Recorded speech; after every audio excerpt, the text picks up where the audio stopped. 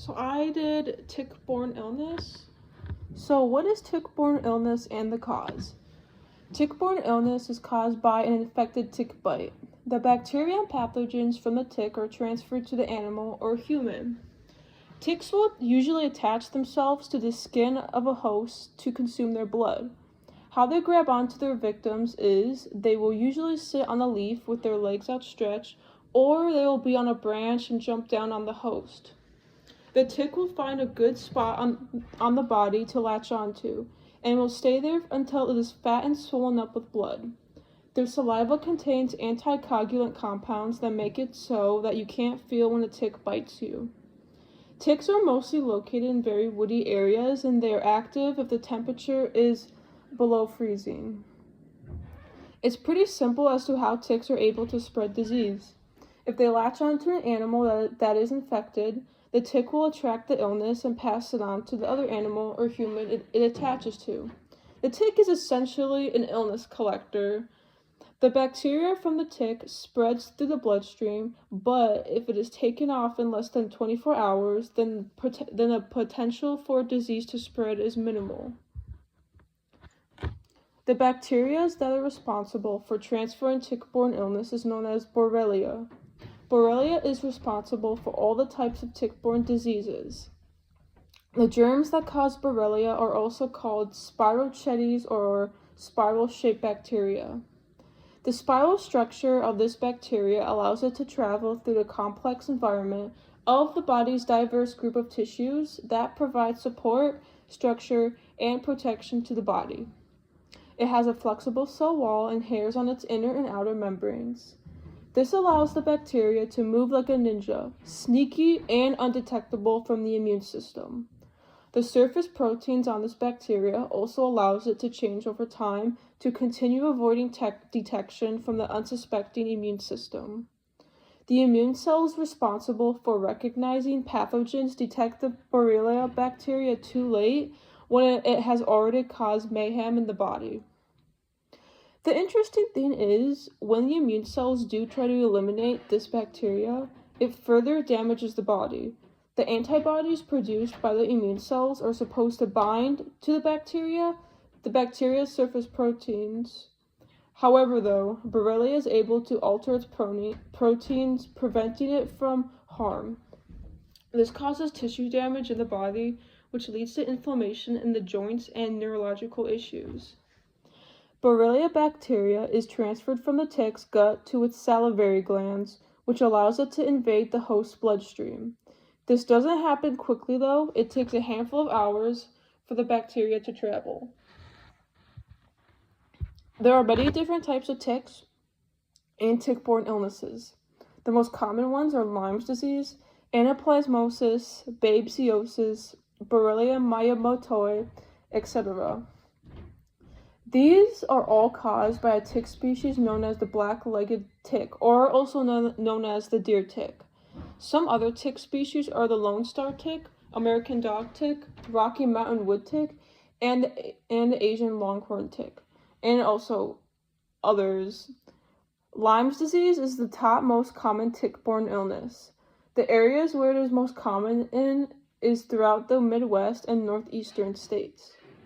How the Borrelia bacteria specifically causes Lyme disease is the bacteria manipulate and trick host tissues, or essentially have false interactions with them. This helps the bacteria to thrive and multiply. What this is called is molecular pathogenesis. Because of the bacteria's molecular pathogenesis, it greatly inhibits any immune responses and antibiotic treatment. Biofilms are what to blame for this happening. Biofilms is a self-making community of bacteria that give Borrelia an extra layer of protection. Species of ticks. Deer tick, also known as Ixodes scapulosus. They are very minuscule, have 8 black legs, and can be light brown to dark brown in color, and they can have a hint of white on their body. They like to feed on large animals, mostly deer. Deer ticks like to attach themselves on hidden areas of the body. The bacteria they spread is mainly Lyme's disease, but they can spread other bacteria. The Lone Star tick, also known as Amblyomma americanum. These ticks are usually reddish-brown in color and have a white star-shaped dot on their back, but the males don't have this white star dot. These ticks love to bite and will bite any warm-blooded mammal they can latch onto. They are found in very woody areas in eastern and southern states. They can also be found in New England. Diseases these ticks can spread are southern tick rash illness, ehrlichiosis, tularemia, Heartland virus, or other viruses. The brown dog tick, also known as Rhipiccephalus sanguinis. This tick is a black and brown tick found in the entire United States. They are known to infest man-made structures like homes or dog houses. The animals they mostly feed on are dogs and can feed on humans. They can spread Rocky Mountain spotted fever and canine babesiosis.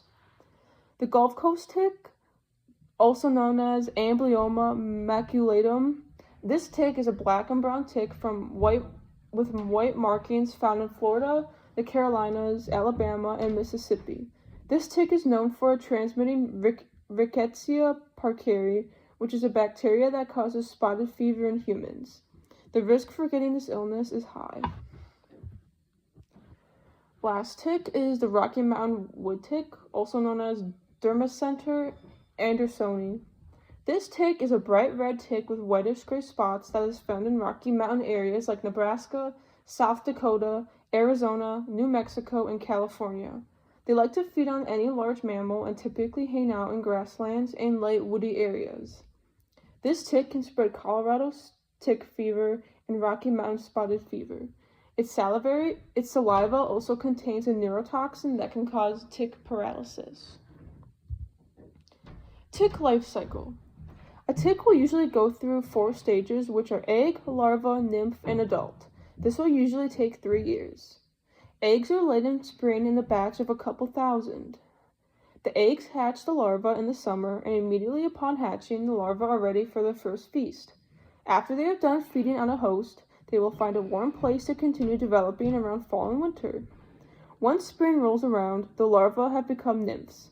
They will now be looking for their next feast to help further develop them into adults. By next fall and winter, the nymph will now be an adult. The tick will find a new host and begin looking to mate.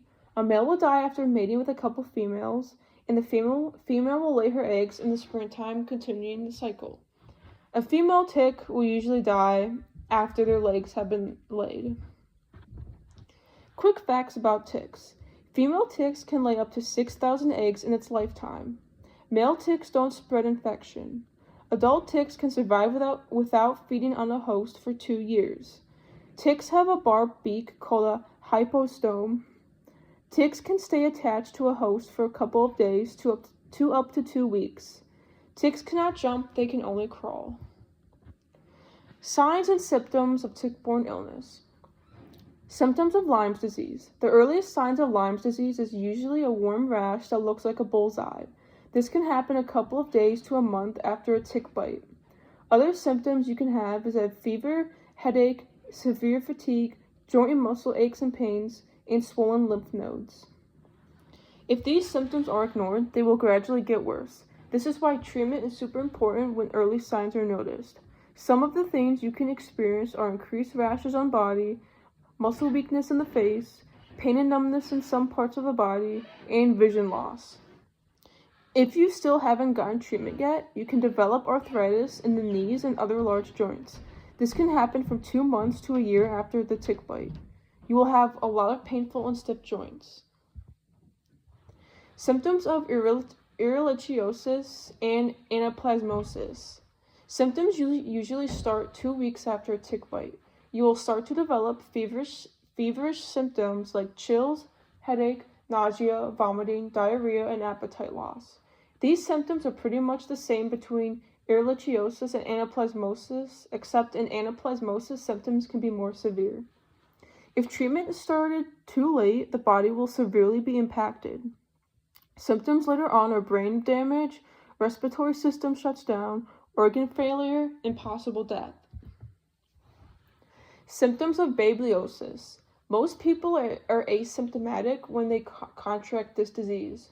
If someone does show symptoms, it will usually be weeks or months after a tick bite and will be fever-like symptoms.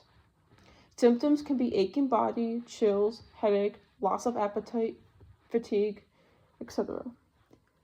This disease has the potential to be life-threatening, especially elderly people or people with weak immune systems. The more severe symptoms of this illness is unmanageable blood pressure, blood clots, kidneys stop working, hemolytic anemia, which that is caused by the Babeliosis parasite attacking red blood cells, and death. Treatment.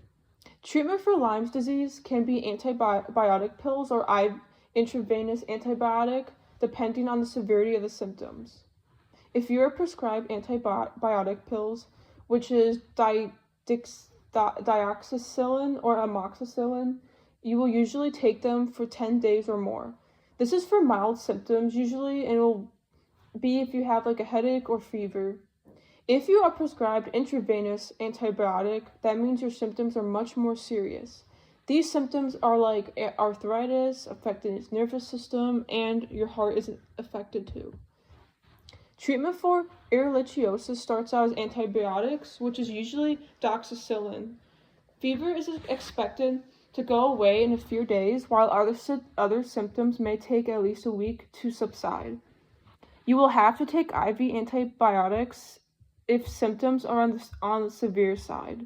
This disease can even wind you up in an ICU unit if symptoms are really bad. People with health conditions that contract this illness will need to receive more hospital care than a healthy individual. This could be intravenous fluids, breathing support, or kidney with dialysis. There are 4 antibiotics that can treat babeliosis, which is atovaquone, azithromycin, clindamycin, and quinine. These are for people whose symptoms are more worrisome.